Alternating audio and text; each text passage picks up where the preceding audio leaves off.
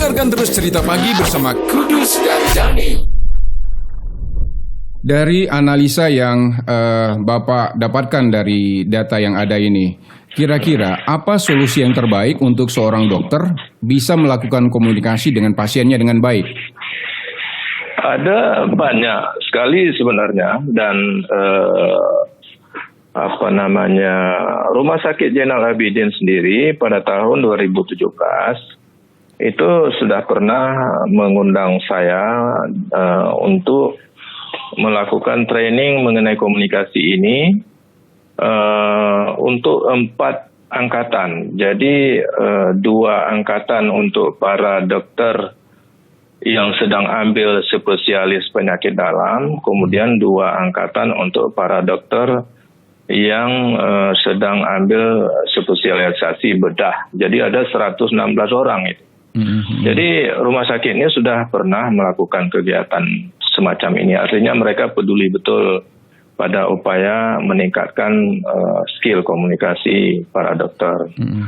Nah, jadi ini bukan kegiatan baru bagi mereka. Dan sekarang komite mediknya yang bergerak ya untuk juga turut berkontribusi dalam rangka meningkatkan kualitas komunikasi tadi. Nah, apa yang perlu dilakukan oleh mereka agar komunikasi ini berjalan dengan baik? Misalnya ya, bahwa dokter ini harus betul-betul memahami siapa sebenarnya pasien yang sedang ada di depannya ini. Pemahaman siapa ini dalam banyak hal, bisa tentang pendidikannya, bisa tentang latar belakang ekonomi, kan, latar belakang budaya, kultur, macam-macam itu ya. Yang kedua, dokter ini rumah sakit perlu melakukan investasi juga untuk meningkatkan skill dokter dan perawat ya. Kemudian dokter perlu ada kesabaran ya. Di luar itu tentu saja karena kita bicara komunikasi, maka dokter perlu belajar communication skill ya. Kemudian ikut dalam training komunikasi ya. Kemudian belajar tentang collaborative communication ya, belajar tentang conflict management, juga belajar tentang hal-hal atau kepercayaan yang tumbuh di tengah-tengah masyarakat dalam kaitannya dengan kesehatan. Dan dalam komunikasi dokter juga perlu bahasa tubuh mereka. Misalnya ini ketika datang ke tempat praktek misalnya, atau ketika ketemu di tempat tidur di rumah sakit, dokter terlihat dingin begitu ya. Mungkin karena kecapean, karena terima pasien terlalu banyak, atau sudah jalan-jalan di berbagai ruang di rumah sakit kan.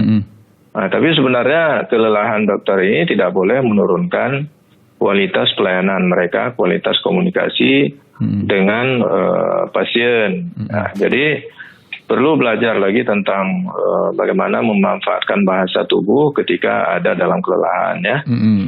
Dan yang paling penting juga yang kurang disadari itu bagaimana mendengar aktif gitu.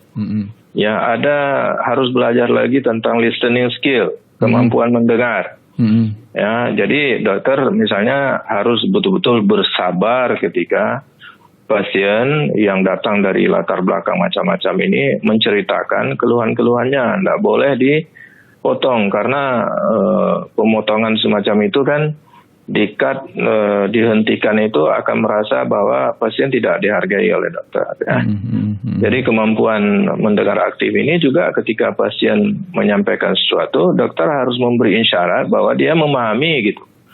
Dengan mengangguk, dengan senyum. Jadi ada empati yang harus ditunjukkan oleh dokter ya. Nah, kemudian dokter juga setelah belajar nanti mencari tahu tentang siapa pasien, sudah mendengar keluhan-keluhannya ya. Dokter juga perlu memilih model komunikasi yang tepat. Jadi apakah dalam dunia komunikasi kedokteran itu kesehatan, dalam dunia komunikasi kesehatan ada komunikasi yang sifatnya disebut paternalistic communication, ya. Ada interpretative communication, ada juga deliberative communication. Jadi komunikasi yang diinginkan itu sebenarnya bersifat deliberative communication, di mana pasien ini punya kebebasan dia untuk membuat keputusan, ya, tentang pengobatan yang harus dijalani. Jadi bukan didoktrin, bukan dipaksa oleh dokter gitu, ya. Jadi dengan kata lain sebenarnya dalam komunikasi ini pasien itu menginginkan dokter itu sebagai partnernya, tapi pada saat yang sama pasien itu juga menginginkan dokter ini sebagai kawannya tempat berkeluh kesah, ya.